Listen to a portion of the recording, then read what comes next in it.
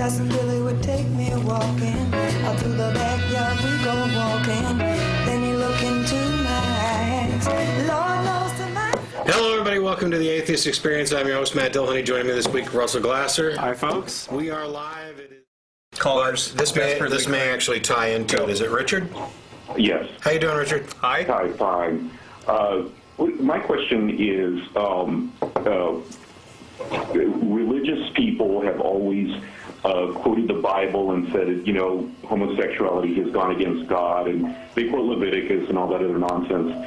My question to you is, what atheists that you've encountered who are homophobic, what is their rationale for being homophobic? Do you know any?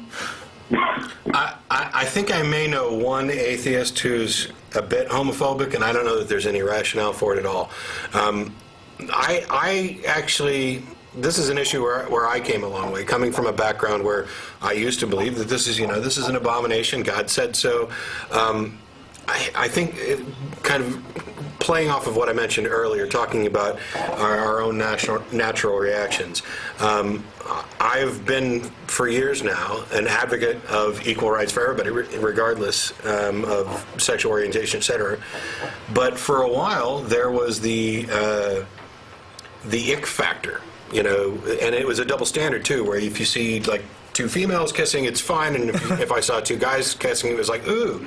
Well, and I mean, I have to be honest. I haven't ever completely gotten over the ick factor, although I don't.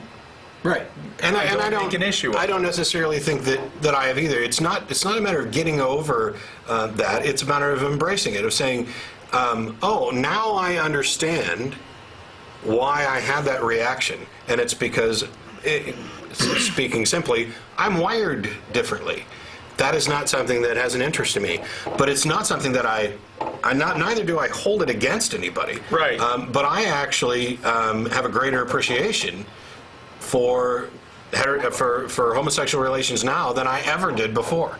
One of the things that came out this week, New York State Appeals Court ruled that the state of New York has to recognize same-sex marriages that originated elsewhere. And this is something you're going to see everywhere, because the states basically have laws on the books that say if a couple got married in another state and they moved to your state, you have to recognize that marriage. That you can't penalize them for moving to your state by taking away their rights. So, of course, Massachusetts allowed it. The couple in question actually got married in Canada. But you're going to start seeing this a lot more, and I'm hoping that it kind of makes these issues go away, because recognizing that my reaction, which used to be an ick and which is now a hey, that's just not for me, is not any different from anybody else's reactions to these things. It's all in how we deal with it, how we choose to handle what our feelings on the situation are. I mean, I don't know for sure, but I would think that I have gay friends who may have at one point had a similar ick when they saw a heterosexual couple kissing. I don't know that that's the case. I don't know. Maybe it's not as strong. Maybe it's stronger. And I don't consider sexuality in general to be this kind of, off on or even straight by gay. It's right. There's a whole spectrum. I believe in the Kinsey scale. I think. Yeah. I mean, at least in principle. I mean, I think I'm way over on one side of the Kinsey scale, but I accept that people are all along the spectrum. Some are straight, some are gay, some are somewhere in between. I'd like to actually throw out a little bit of ACA history, though. Because a number of years ago, the atheist community of Austin actually had a lot of argument over whether to create an official press release or proclamation basically saying we support gay rights. And the argument in favor of it, and I think I came out against it, but just barely. But the argument in favor of it was very persuasive, which is basically the argument was there really is no good reason for opposing homosexual equality except for religious ones.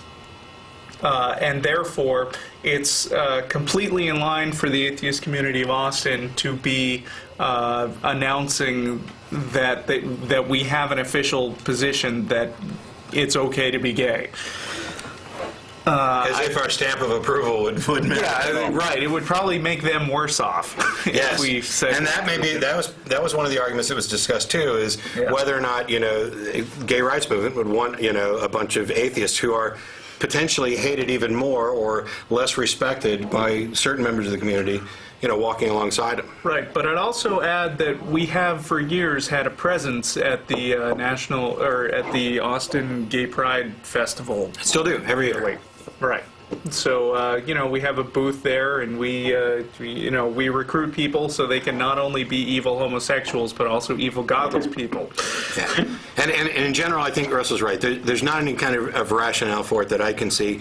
It's not an atheist issue, in that it doesn't have anything to do with atheism, but as he pointed out, I think there are religious aspects to it. Mainly, my purpose for supporting all of this is in part because I have friends who are gay, because I recognize that this is something that I'd like to support, equality overall. Right. Because if I don't stand up for the rights of other people, I can't protect my own.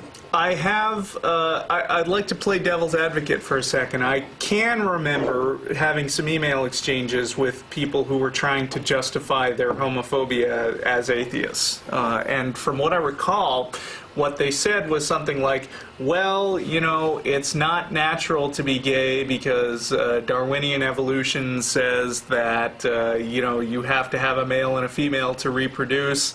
And so if everybody was gay, the species would die out. And my reaction to that was, well, we don't have a problem with having too few with having too many babies. Too few. We don't have a problem with having too few babies right now, so what's the problem? Anyway. The argument is pretty much crap anyway. But yeah, I think so. Okay, well, thanks a lot. I think you have a great show. Thanks, Richard.